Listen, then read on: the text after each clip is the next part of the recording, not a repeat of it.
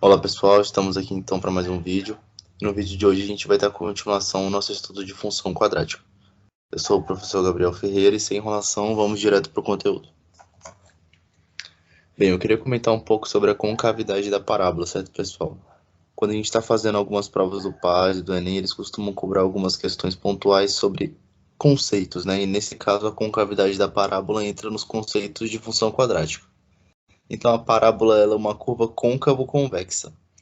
Então, de um lado ela é côncava e do outro ela é convexa. Eu coloquei aqui uma imagem que descreve muito bem essa situação, certo, pessoal?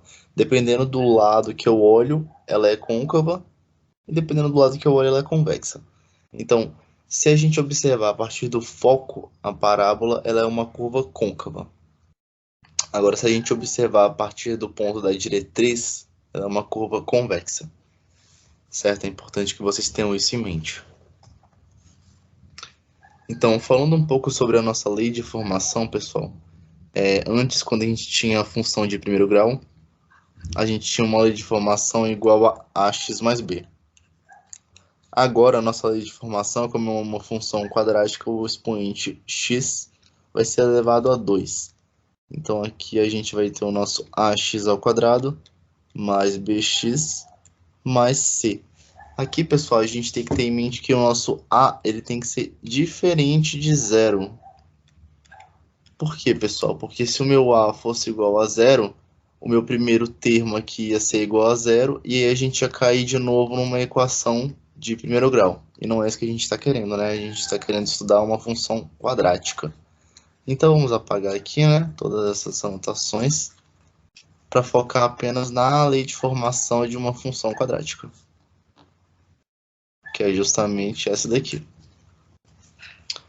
Certo, pessoal? Quando a gente está falando sobre função quadrática, né, quando a gente está olhando para a lei de formação, é importante que a gente tenha em mente que existe uma fórmula muito importante para descobrir as raízes, certo, de uma função quadrática. Essa fórmula é a fórmula de Bhaskara, certo? A famosa fórmula de Bhaskara. Muitos de vocês já devem ter ouvido, né? Visto, ouvido, bem, enfim. Ela é a fórmula usada para a gente descobrir as raízes de uma equação de segundo grau. Certo? Então, todo mundo tem que ter ela anotada em algum lugar, ou em mente, né? Então, x vai ser igual a menos b, mais ou menos a raiz quadrada de delta, sobre 2 vezes a. Certo? Mas quem é o meu delta, pessoal? Meu delta vai ser igual ao valor de b ao quadrado, menos 4 vezes a vezes c. Tudo bem, pessoal? É importante que vocês tenham em mente essa fórmula aqui, porque ela vai ser importante em vários momentos do estudo de função quadrática aí que vocês vão ter, certo? Então vamos aqui para um exemplo, pessoal, como descobrir as raízes de uma equação, né, de uma função quadrática. Só fazer uma correção aqui, pessoal.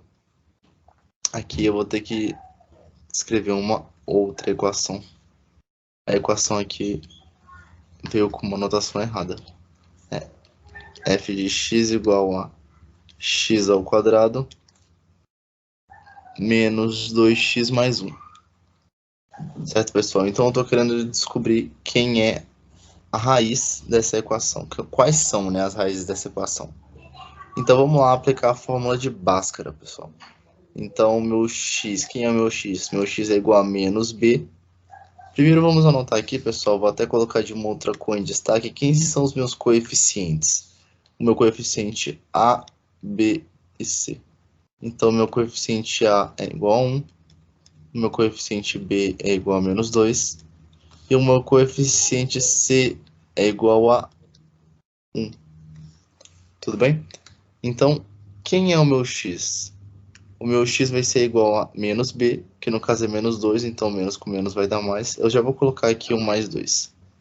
Então, menos b, mais ou menos a raiz quadrada de delta sobre 2 vezes a. A é igual a 1, então eu já vou colocar o meu 2 aqui. Pessoal, agora está faltando calcular quem é o meu delta. A fórmula de delta é dada por qual fórmula? É dada por b ao quadrado menos 4 vezes a vezes c, certo? Então, meu delta vai ser igual a 4 menos 4 vezes 1 vezes 1. E isso daqui é igual ao que, pessoal? 4 menos 4, que é igual a zero. Tudo bem? Então, meu delta é igual a zero. Então, x vai ser igual a 2 mais ou menos a raiz quadrada de zero, que é zero, sobre 2. Então, daqui eu vou ter dois possíveis resultados. Eu vou ter o x uma linha e o x duas linhas.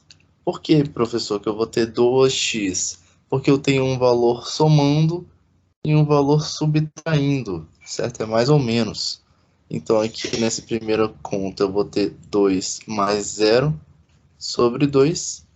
E na de baixo, 2 menos 0 sobre 2. Percebam que aqui não vai fazer muita diferença, né? Se eu vou estar somando ou subtraindo, porque a minha raiz de delta deu igual a zero nessa conta específica, né? Em outras contas aí, o valor poderia ser importante, né? Não que o zero não seja importante, claro que é importante, é até um caso especial. Bem, então nesse caso aqui a gente vai ter duas raízes iguais. Vão ser 2 sobre 2 que é igual a 1. Aqui da mesma forma, 2 sobre 2 que vai ser igual a 1. Então, pessoal, a gente percebe que a raiz dessa equação é dado por x igual a 1. Bem, conjunto solução. Nesse caso aí, x' é igual a 1 e x duas linhas também é igual a 1. Certo?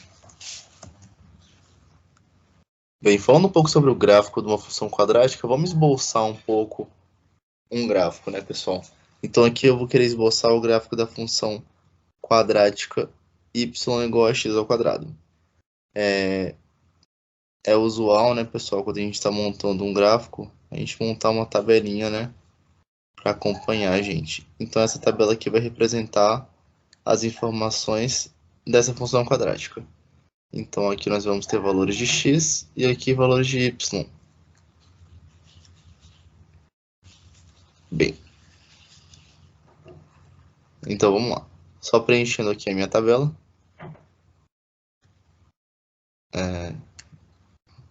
Opa, tive um pequeno problema aqui. Vamos lá.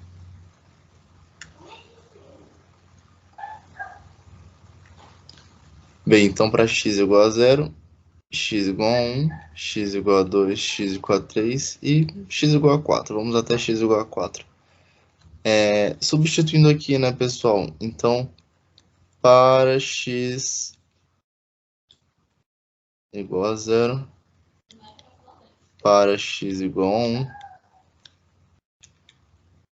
para x igual a 2,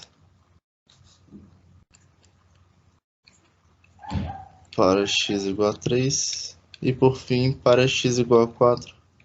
Vamos ver como é que vai ficar essas nossas contas aqui. Eu vou até fazer de uma outra cor. Então, aqui nós vamos ter y para x igual a 0 vai ficar 0 ao quadrado. Y, então, vai ser igual a 0. Aqui nessa segunda expressão, para x igual a 1, vamos ter que y é igual a 1 ao quadrado. Então, y vai ser igual a 1. Já nessa expressão aqui, y vai ser igual a 2 ao quadrado, que é igual a 4, né? 2 vezes 2 é 4. Então, y é igual a 4. Já nessa aqui, nós vamos ter y igual a 3 ao quadrado. Isso é igual a 3 vezes 3, que é 9. Certo, pessoal? E por fim, né? Para x igual a 4, vamos ter 4 ao quadrado, que vai ser igual a 16. Né? 4 vezes 4 é 16. Então, preenchendo aqui a nossa tabela, 0, 1, 4, 9 e 16. Como vai ficar a nossa parábola no plano cartesiano? Vamos fazer aqui, que aqui ainda dá um espaço. Então, vamos lá, aqui está o nosso plano cartesiano. O eixo do x e aqui o eixo do y. Certo? Então, aqui nós vamos ter o 0, o 1, o 4, o 9 e o 16. Certo?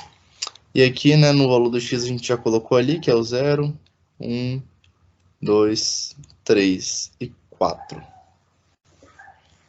Certo, pessoal? Então aqui a gente percebe que a nossa função quadrática, ligando aqui os nossos pontos rapidinho, então para x igual a 0, vamos ter que y é igual a 0, então aqui nós temos um ponto. Vou fazer de outra cor também só para destacar.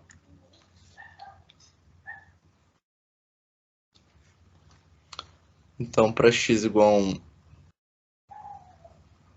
y igual a 1. Agora para x igual a 2,